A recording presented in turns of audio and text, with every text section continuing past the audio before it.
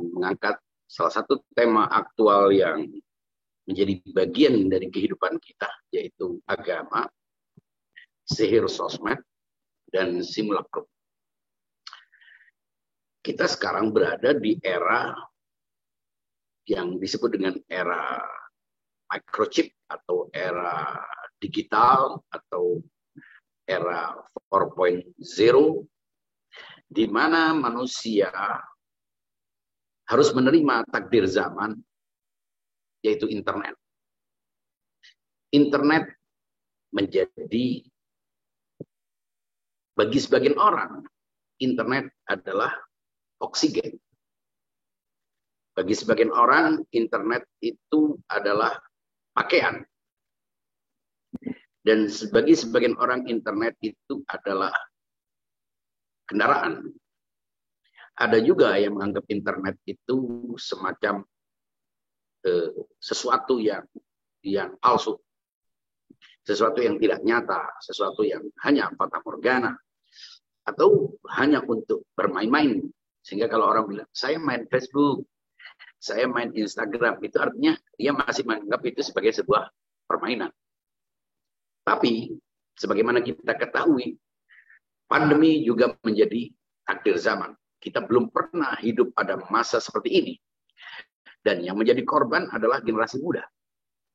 Generasi remaja yang mereka belum pernah punya contoh generasi sebelumnya menghadapi situasi demikian ini.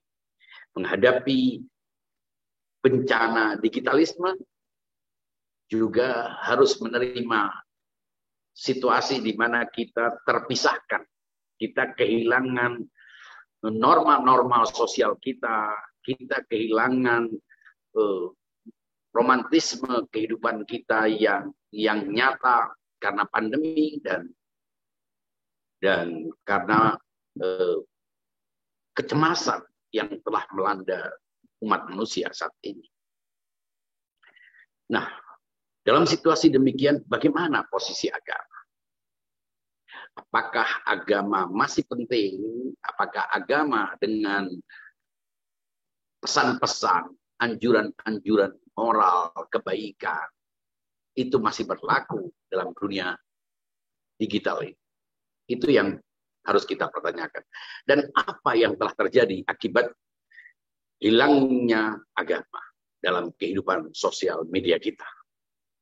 Meskipun kita tidak bisa juga menafikan dalam sosial media, dalam hubungan antar sesama, ketika jarak sudah tidak lagi menjadi persoalan, ketika sekat-sekat itu tidak lagi penting, maka setiap orang bisa melakukan hubungan. Dulu mungkin kira-kira 10 tahun yang lalu internet mungkin hanya digunakan oleh orang-orang terpelajar atau orang-orang di kota. Tapi sekarang siapapun menggunakannya.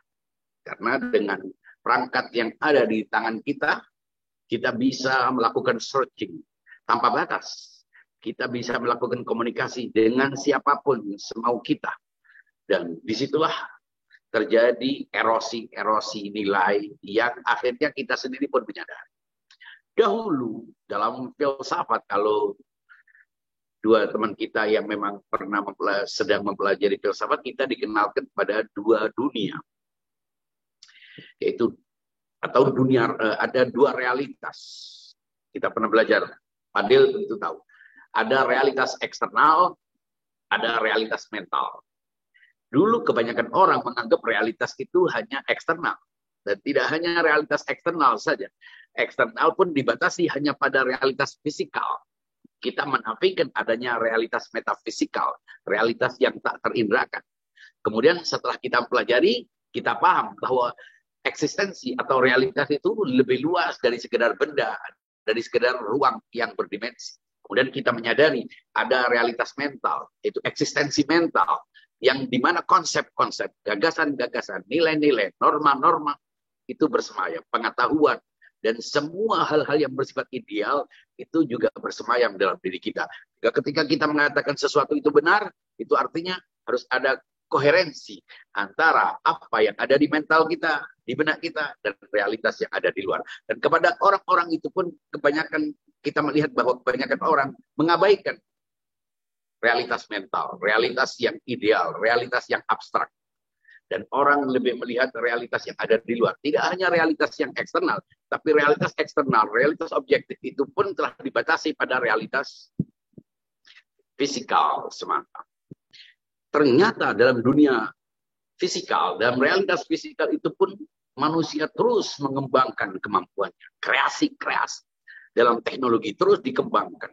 Sejak teknologi perangkat keras, misalnya dalam dunia penerbangan, dalam dunia persenjataan, militer, dan sebagainya, terus dikembangkan. Kemudian kita memasuki sebuah era baru, era postmodern, di mana teknologi tidak lagi hanya benda-benda berat, tapi teknologi sudah masuk ke dalam dunia di mana kita tidak lagi melihat benda-benda itu.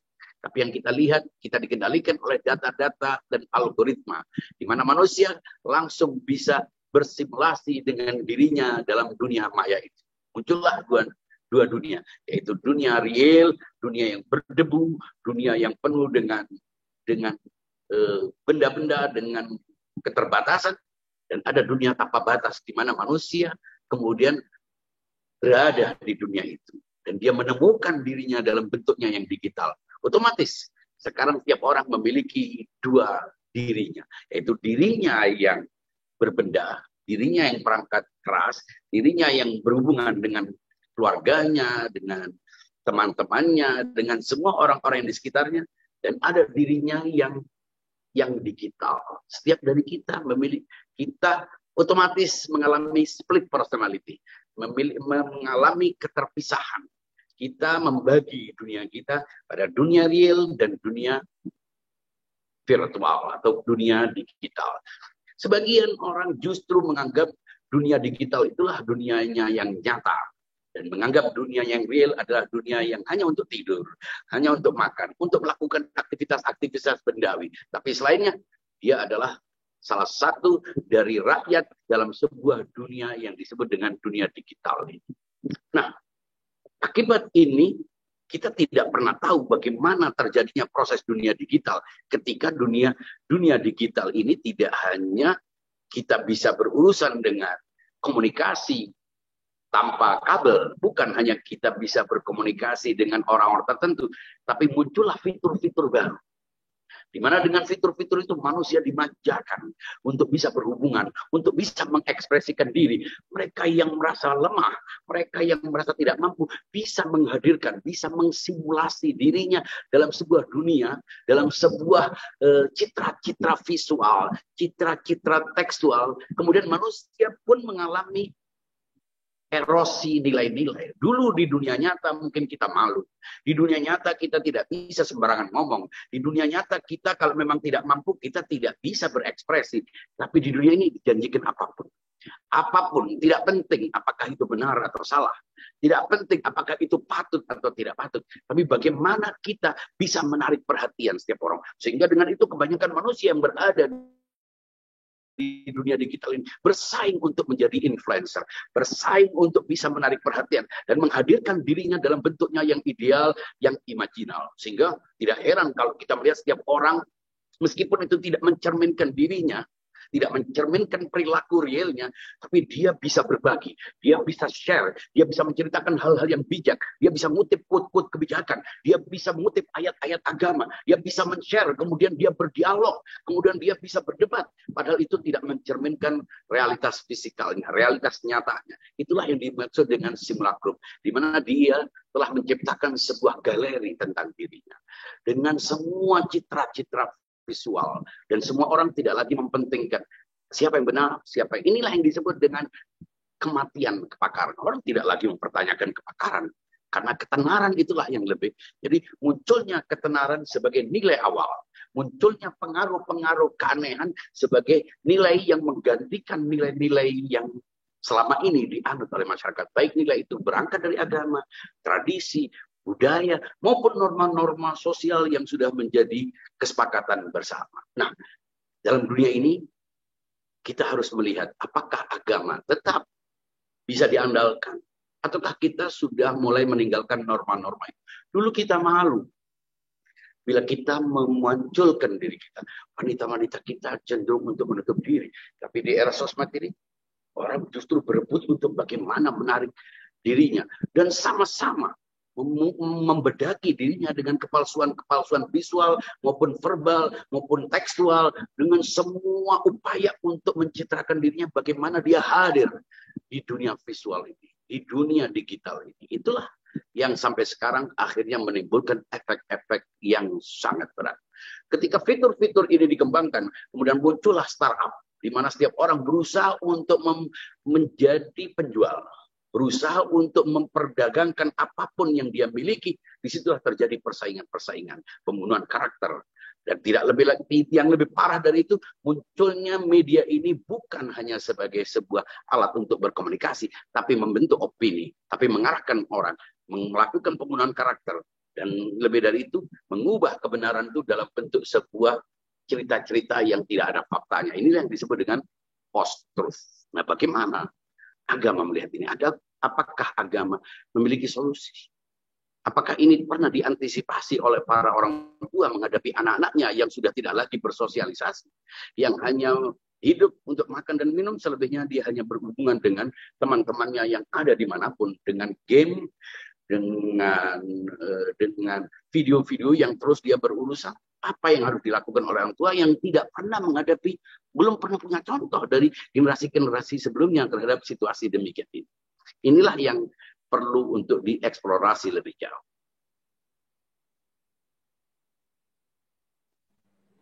Baik Ustadz, jadi bagaimana semestinya kita ini bersikap akan realitas virtual ini? Gitu. Kalau kita katakan bagaimana kita bersikap, itu mestinya kita harus memahami apa di balik ini semuanya. Apakah kita mengambil manfaatnya? Lalu apa manfaat yang kita pastikan? Kalau menurut saya, setiap orang harus memperjelas persepsinya tentang realitas. Dia harus menyadari di mana dia berada. Dalam sebuah film, saya ceritakan, ada sebuah film menggambarkan beberapa tahun silam. Ketika semua manusia itu berada dalam tabung-tabung. Dan manusia-manusia ini ternyata dia sudah dikuasai oleh alat-alat yang digunakannya, yang disebut dengan artificial intelligence, robot-robot yang telah mengembangkan dirinya, yang dengan kemampuannya, pengembangan kemampuannya, dia mampu melakukan kudeta terhadap penciptanya, terhadap manusia. Kalau adik-adik sering melihat, dulu kalau kita lewat tol, kita menemukan ada pegawai, ada petugas yang kita masih bisa ngomong, di mana kita bisa berhubungan antara satu sama lain. Tapi sekarang, kita tidak menemukan manusia. Manusia telah teralinasi. Manusia telah terhilangkan. Kita berurusan dengan chip, kita berhubungan dengan barcode, kita berhubungan dengan digital, dengan digit-digit, dengan angka-angka. Di mana kita menemukan diri kita. Di situlah kita tidak merasakan bahwa manusia sebetulnya sedang hadir dalam kehidupannya. Dia telah dikalahkan oleh ciptaannya. Dan ketika kita sadar bahwa manusia sudah mulai kehilangan jati dirinya, dia tidak lagi diperlukan. Ya, dalam dunia yang telah dikuasai oleh robot, oleh artificial intelligence, oleh manusia-manusia buatan yang tidak punya capek, tidak punya emosi, tidak punya cinta, tidak punya keluhan, maka kita mungkin suatu saat akan termarginalkan. Dan itu sudah mulai terjadi. Manusia-manusia yang tidak produktif mulai dianggap mengganggu kehidupan manusia. Dan dicurigai pandemi ini sebagai bagian dari depopulasi, menghilangkan manusia dari kehidupannya yang nyata, karena tidak lagi diperlukan. Yang diperlukan adalah manusia-manusia yang memiliki kekuatan, memiliki power, data-data untuk menguasai sesama manusia. Di mana kita sendiri pun tidak menguasai diri kita. Kecenderungan-kecenderungan kita telah dibentuk.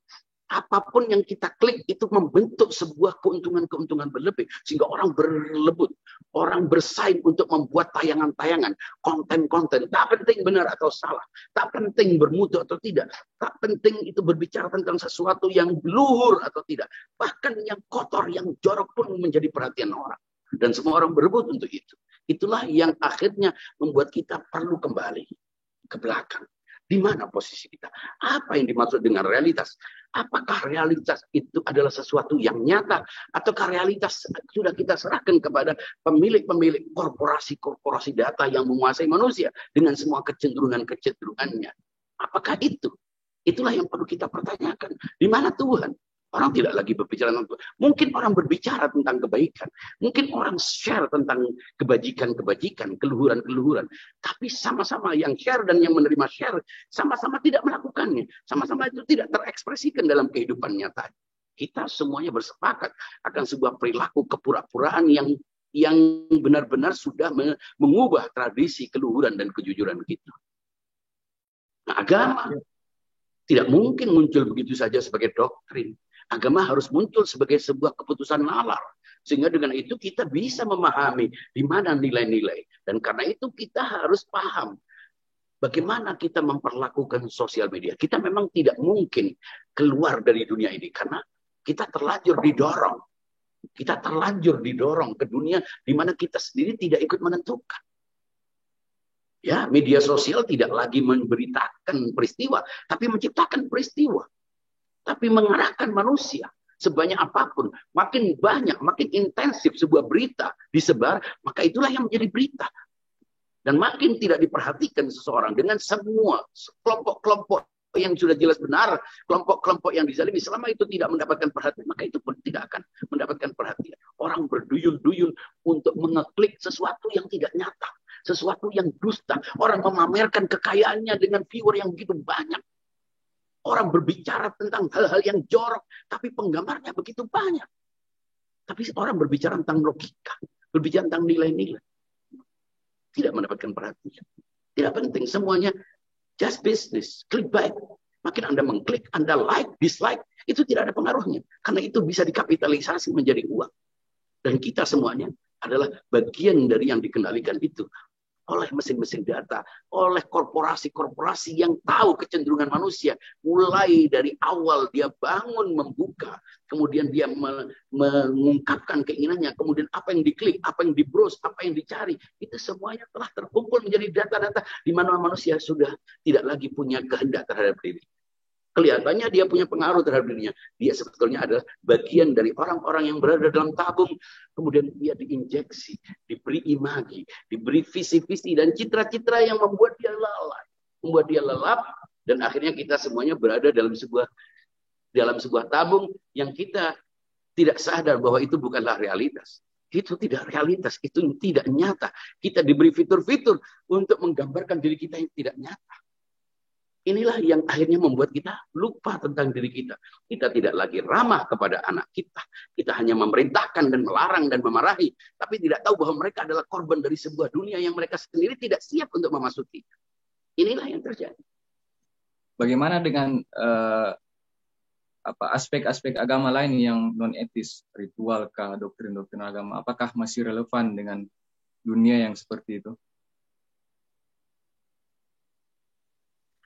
Seperti saya katakan, tergantung. Kalau kita memang larut dan menganggap dunia digital, terutama media sosial, yang memang kita terkurung dalam komunikasi palsu, ya tentu ketika kepalsuan itu menjadi paradigma dalam berinteraksi, di mana agama? Di mana? Bukan hanya agama. Agama mungkin dipahami oleh orang sebagai doktrin-doktrin. Tapi nilai-nilai moral pun tidak berlaku. Meskipun saya sedang men-share hal-hal yang baik. Saya menulis hal-hal yang baik. Belum tentu itu tujuannya adalah kebaikan ketika itu muncul sebagai dalam bentuk sebuah upaya-upaya untuk memperdaya orang lain. Begitu banyak orang yang hancur rumah tangganya karena terperdaya oleh ucapan, oleh kata, dan akhirnya kehilangan sesuatu yang dalam kehidupan dia yang nyata. Orang tidak lagi menemukan mana yang benar, mana yang salah. Karena manusia dipompa, emosinya dipompa, sentimen-sentimennya. Kemudian imajinasinya dikembangkan dengan beragam fitur, bahkan ketika ia tidak siap dengan itu. Sementara kita sudah terlanjur memahami agama sebagai doktrin, sebagai anjuran dan perintah, bukan sebuah pilihan rasional. Nah, tanpa pemahaman agama yang rasional, yang bersumber dari kesadaran tentang eksistensi dan realitas yang nyata, kayaknya kita termasuk orang-orang yang berada dalam tabung-tabung itu, menghayalkan sesuatu yang nyata, menghayalkan sesuatu yang tidak nyata sebagai nyata. Lalu kita menitipkan diri kita yang tidak nyata itu di situ. Dan semua orang menitipkan dirinya yang tidak nyata di situ dan berkomunikasi mereka semuanya di situ. Sehingga pujian orang penting, perhatian orang penting. Itulah nafas. Apakah kita menjadikan ini sebagai napas kita, sehingga bila kita tidak terhubung kepadanya, kita seperti tercekik. Bila orang tidak mengklik kita, bila tidak ada subscriber, bila tidak ada viewer, bila tidak ada orang membaca tulisan kita sedih, kita stres. Atau bila ada orang membuli kita, orang menunjukkan kebencian kepada kita cemas, kita gelisah. Kita mungkin suatu saat akan terserang penyakit karena itu. Apakah itu? Di mana sebenarnya kita berada? Mana perintah-perintah bahwa kita disuruh berhubungan dengan orang? Kita cukup mengirimkan emoticon. Ikon-ikon dalam bentuk-bentuknya yang tidak nyata untuk mengganti realitas kita yang nyata. Apakah demikian? Lalu kalau memang demikian, apa yang harus kita lakukan? Apakah kita memang sudah tidak memiliki kehendak terhadap diri kita? Kita sepertinya punya kehendak. Sebetulnya kehendak kita telah terbentuk. Terbentuk oleh apa? Oleh cara kita berinteraksi. Dan itu tersimulasi terus-menerus, akhirnya terbentuk. Dengan apa yang kita suka. Kita mencari sesuatu yang kita suka. Kita berusaha untuk mencari kesamaan-kesamaan. Bukan untuk mencari benar. Kita berusaha memenuhi semua dahaga-dahaga imajinal kita yang kita tidak temukan dalam kehidupan kita. Dan semuanya membuat orang lupa tentang kehidupan yang nyata. Ya. Mungkin orang bicara tentang agama. Tapi agama hanya perintah dan larangan. Mungkin juga hanya untuk mendapatkan kesenangan-kesenangan. Tapi bukan itu. Itu kesenangan-kesenangan yang tidak nyata. Berapa banyak orang yang melakukan penipuan. Berapa banyak orang menghancurkan orang lain. Pemerasan. Berapa banyak orang yang terhipnotis oleh chatting-chatting. Oleh ucapan-ucapan palsu. Sehingga dia melupakan sesuatu yang ada, yang merupakan bagian darinya. Dia tinggalkan apa yang ada di tangannya demi untuk mendapatkan sesuatu yang di angannya. Dan semuanya itu adalah akibat dari ketidaksadaran untuk menjaga jarak dengan dunia yang tidak nyata ini. Kita tidak punya kesadaran bahwa agama yang kita miliki itu semestinya menjadi bumper dari kita saat kita masuk ke dalam dunia yang tidak punya standar nilai itu. Disediakanlah channel-channel film, di mana film-film itu selalu memunculkan pesan-pesan LGBT, pesan-pesan kesamaan jenis, dan lain sebagainya. Lalu perlahan-lahan itu membuat kita sudah terbiasa. Seakan-akan itu adalah sesuatu yang normal dalam kehidupan kita. Ini yang terjadi. Kita harus bagaimana, Ustaz, kalau begitu? Apakah menentang teknologi-teknologi, fitur-fitur yang kita ada? Kita perlu menjaga jarak, seperti saya katakan. Kita perlu menjaga jarak, jangan jadikan ini sebagai oksigen. Jangan anggap ini sebagai napas. Jangan juga jadikan ini sebagai pakaian yang hanya kita lepas saat kita mandi. Mungkin kita perlu memperlakukannya sebagaimana mobil. Mengantarkan kita kepada satu tujuan. Ketika tujuan sudah sampai, kita tinggalkan. Ketika kita hendak menyampai satu tempat lain, kita gunakan. Dengan cara bagaimana? Dengan cara menyadari bahwa Allah Subhanahu wa taala menciptakan manusia untuk hidup di bumi ini. Bukan dalam algoritma. Bukan dalam fitur-fitur. Bukan dalam platform-platform. Itu hanya salah satu alat sebagaimana teknologi-teknologi yang pernah dipakai. Kita kan menggunakan teknologi. Dulu kita menggunakan televisi, mobil, pesawat. Itu semua teknologi. Mengapa kita bisa berjarak dengan teknologi perangkat keras? Mengapa kita tidak bisa menjaga jarak dengan teknologi perangkat lunak? Di mana kita mestinya sadar bahwa ini adalah tampilan. Ia etalase dari diri kita yang sebenarnya. Sehingga apa yang kita ekspresikan harus mencerminkan otentisitas diri kita. Bukan malah kita membuat diri kita yang tidak nyata dalam kehidupan. Saya pernah diminta, Ustadz harus begini, supaya bisa tampil di video. Supaya orang banyak. Saya bilang, saya bukan penjual diri. Saya menjual gagasan. Saya melakukan ini karena taklif. Saya tak peduli orang suka atau tidak suka. Menunggu orang suka, saya menjadi artis. Saya menjadi penjajah kesenangan. Itu di luar tugas saya. Harus ada kameranya di sini. Harus ada ini. Saya tidak melakukan untuk bisa mendapatkan sesuatu dari tayangan ini. Tapi saya merupakan salah satu orang yang harus melakukan sesuatu berdasarkan tanggung jawab keagamannya. Terlepas orang suka atau tidak suka. Saya pernah dikatakan, Ustadz videonya suaranya kurang jelas. Sudah tahu, saya juga punya telinga. Ya, lalu kenapa suaranya? Loh, kalau Anda ingin membuat suara yang lebih bagus, apa yang harus Anda lakukan? Ustaz, kameranya kurang bagus. Hasil video jelas kurang bagus. Oh, saya punya mata, saya tahu. Tapi saya tidak ingin menjadi seorang YouTuber, menjadi seleb yang hanya ingin mendapatkan reward dari nomor-nomor, dari angka-angka yang masuk. Saya tetap manusia dengan semua kelemahan, dengan semua keterbatasan real saya. It's me. Inilah saya. Saya tidak perlu menurunkan usia saya atau bermanis-manis menjadi kemaju untuk bisa mendapatkan. Tidak ada. Kita semuanya harus puas dengan diri kita bahwa kita ini suatu saat akan meninggal, akan wafat dengan kematian yang nyata, bukan hanya dalam dunia digital. Kalau kita tidak bisa beraktivitas di dunia digital karena keterbatasan, tinggalkan. Karena ini mobil, ini bukan napas, ini juga bukan pakaian. Kita masih bisa berhubungan dengan banyak orang. Kita bisa bicara dengan kebanyakan orang, bisa berkomunikasi.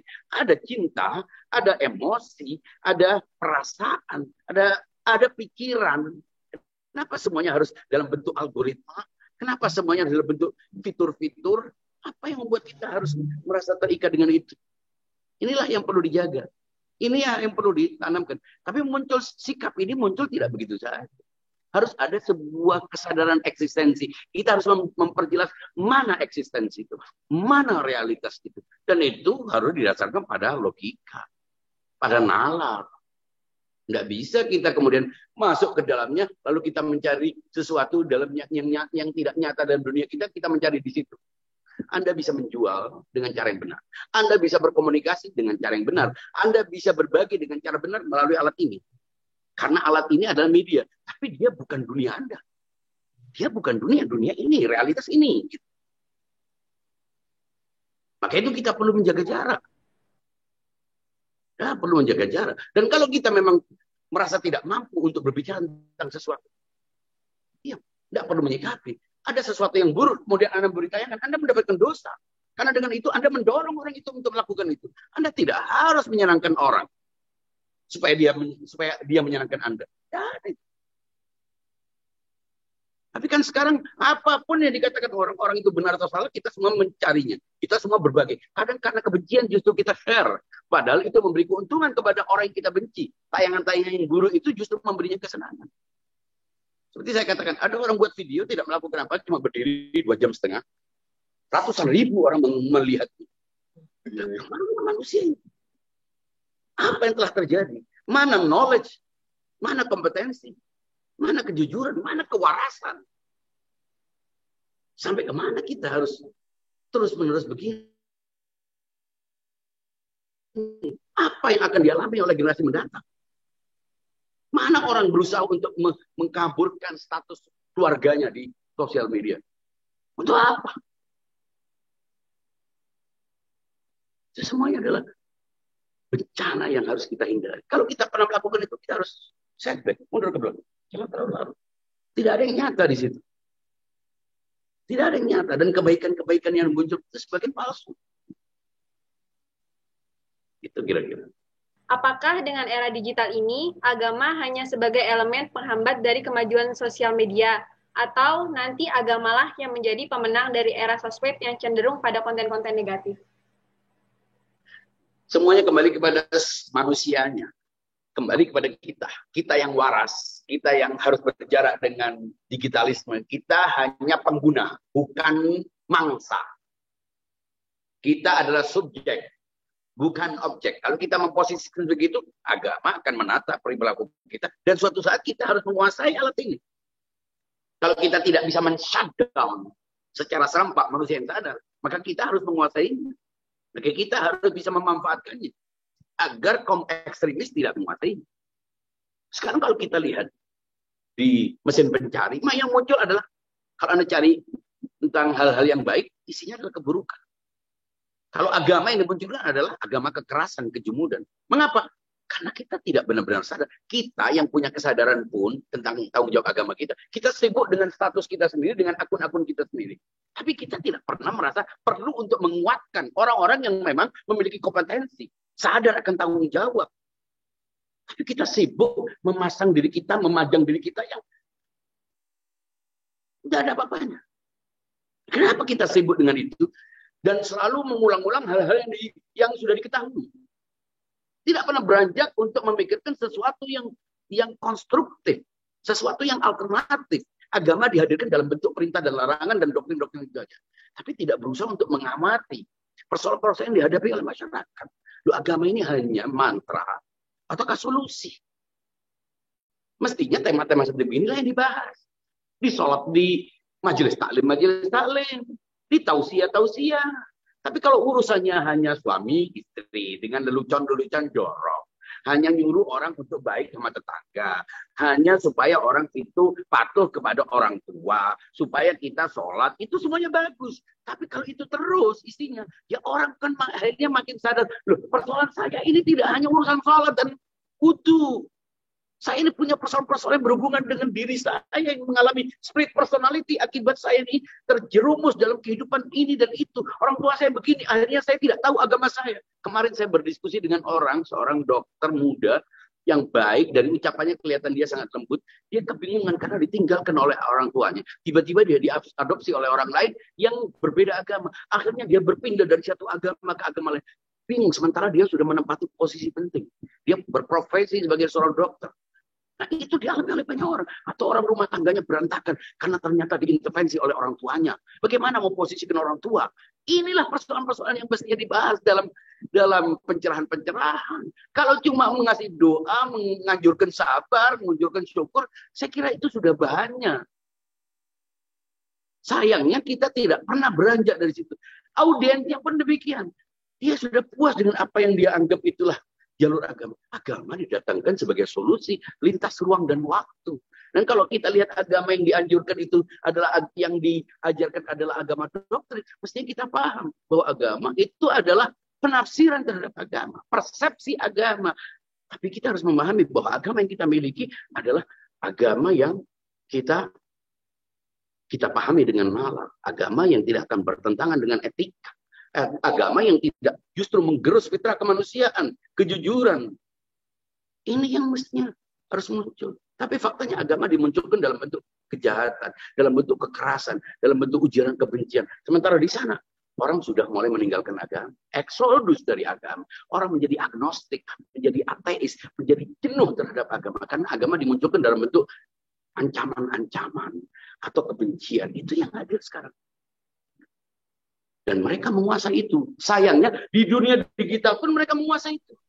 Nah, kita yang punya kesadaran sibuk dengan akun sendiri-sendiri yang tidak ada pengaruhnya bagi dunia. Tidak ada pengaruhnya dalam kehidupan kita.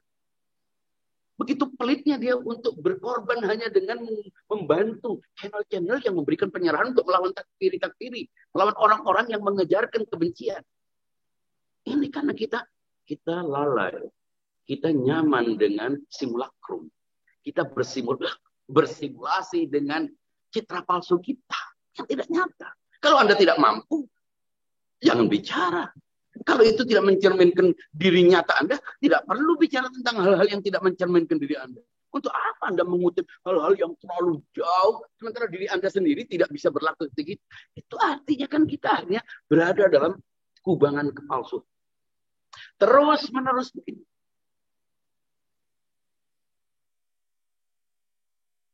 Ya, jadi sihir media ini memang benar-benar menghilangkan otentisitas, kejujuran orang untuk mengungkapkan bagaimana dia di sosial media. Fitur-fitur yang sekarang ini ada video di mana setiap orang perempuan atau suami atau yang mestinya dia berlaku malu, dia bisa nari-nari dengan secara erotik di hadapan anaknya dan semua orang share, dan itu suatu prestasi yang luar biasa. Menari jingkrak-jingkrak seperti kera. Dan semua orang itu hebat. Standar kehebatan, standar kemuliaan itu benar-benar dijungkir balik. Tapi kita tetap melakukan itu. Mungkin sambil menunggu buka puasa kita buka itu. Tanpa sadar. Mungkin sambil nunggu sahur kita lakukan. Dan itu terus per detik. Pikiran kita terus diam. Dan kita menganggap itulah yang menyenangkan. Penting manusia sekarang ini, apapun yang menyenangkan. Dia tidak penting baik atau buruk. Patut atau tidak patut. Tapi apapun yang menyenangkan. Seaneh apapun. Ya, itu yang terjadi. Apakah kita mau begitu? Nah, inilah yang harusnya menjadi bumper kita. Apa? Kesadaran nalar kita, beragama secara nalar. Itu yang harus kita lakukan. Kan ada yang ibu-ibu yang nari-nari gitu kan ya di TikTok tanpa tahu malu gitu. Tapi kalau misalkan dilihat dari sisi yang lain, kayak itu kan bukannya sisi dia yang mana dia mau menunjukkan ke orang lain gitu. Jadi dia apa adanya diri dia gitu. Bagus lah. Maksudnya tanpa malu. Pengen gitu, iya. Ya itu kan menggerus nilai-nilai. Apakah dia mau dulu secara nyata di luar ketika belum ada perangkat ini? Enggak ada. Sekarang karena cukup Anda berbicara tentang dengan seseorang yang tidak Anda kenal, enggak mau di dunia nyata. Tapi di sini orang justru menarik sebagaimana bisa berkomunikasi dengan orang. Dan disediakan fitur-fitur privat dan lain sebagainya. Karena bukan kita yang buat, bisa memanfaatkan itu sesuatu yang positif gitu maksudnya. Itu masa dunia itu karena sudah terlanjur terjajah kita. Nah, di dunia yang terjadi ini kita melakukan pemberontakan, perlawanan dengan apa? Dengan memanfaatkan perangkat ini untuk sesuatu yang baik, kerja kolektif. Ya, karena orang-orang yang punya visi-visi hegemoni maupun orang-orang yang ingin memecah belah umat itu juga melakukan hal yang sama. Kenapa kita tidak? Gitu. Maka itu perlu kerja-kerja kreatif. Orang-orang yang menguasai IT. Anak-anak muda jangan hanya dilarang untuk main game, tapi kembangkan bagaimana mereka bisa membuat game. Bagaimana bisa mereka membuat simulator. Bagaimana mereka bisa membuat animasi. Bagaimana mereka, itu harus dilakukan. Kita tidak bisa menjaga jarak dengan meninggalkannya. Semua pertanyaan tentang bagaimana adalah kembalinya kepada diri kita. Membangun kesadaran baru tentang eksistensi, tentang realitas, tentang Tuhan, tentang agama. Kemudian baru tentang nilai-nilai lainnya. Kalau enggak, kita enggak bisa menyediakan kapsulnya. Bagaimana? Caranya minum kapsul. Berarti kita akan punya kesadaran. Semuanya harus dibangun dengan menata kembali pikiran-pikiran kita. Kemudian baru kita sadar menjaga jarak, memanfaatkan untuk sesuatu yang baik buat kita. Bekerja dalam secara kolektif, tidak sendiri-sendiri. Kita sudah tahu mana prioritas. Kita mau tahu mana yang mestinya dilakukan. Kita sudah tidak bingung. Kita tidak menghabiskan bandwidth dan kuota pulsa kita hanya untuk hal-hal yang tidak penting. Kita tahu, tapi tetap kita lakukan. Itu semuanya nyata sebetulnya. Sudah jelas kalau kita gunakan pemahaman keagamaan kita. Kita tahu itu tidak patut, tapi kita lakukan. Dan karena kesadaran bahwa ini nyata, tidak tahu mereka. Bahwa yang nyata itu yang mana, ini kan sudah mengalami rabun. Rabun mana yang nyata, mana yang tidak. Dan itu menciptakan malapetaka. Dan ini akan terus dikembangkan. Akan terus dikembangkan dan akhirnya kita ketika sudah di titik tertentu, kita sudah tidak punya kesempatan apapun untuk melakukan apapun. Dan itu akhir dari segala. Maka dari itu, ketika kita masih mulai sadar, terutama generasi muda, untuk tidak kemudian terkurung di dalam imagi-imagi. Tidak terkurung semuanya ingin jadi famous, ingin jadi seleb, ingin jadi sadar bahwa ini ada kepura-puraan, ini kepalsuan yang dia harus membangun dirinya sesuai dengan realitas nyata dalam kehidupannya. Realitas nyata itu realitas yang transenden, realitas yang abstrak, realitas yang berhubungan dengan Tuhan, dengan hal-hal yang ideal, dan realitas yang duniawi yang harus kita jadikan untuk sesuatu yang menunjang kehambaan kita, kepatuhan kita. Bukan kita malah lupakan semuanya untuk itu. Banyak poin yang bisa diambil dari tadi secara praktikal. Kita harus memang ini kerja-kerja kolektif untuk menata pikiran kita ini, Mas, saya ini sengaja bersedia untuk diajak berbicara tentang ini karena memang ini sudah sangat dalam kehidupan kita, dalam rumah kita, anak-anak kita, keluarga kita, teman-teman kita, orang-orang baik itu juga sudah menjadi korban. Dan kita harus sadar bahwa kita sudah mulai terjerumus, jaga jarak dengan itu. Cepat-cepat selamatkan dirimu, kehormatanmu, agamamu, pemahaman kamu yang sudah dibangun sekian lama hanya karena kamu terpengaruh oleh pesona-pesona visual yang tidak nyata, akhirnya justru terjerumus dalam hal-hal yang negatif dan kehilangan semuanya. Ini harus cepat-cepat. Harus cepat-cepat kita benahi. Dan kita gunakan untuk sesuatu yang baik.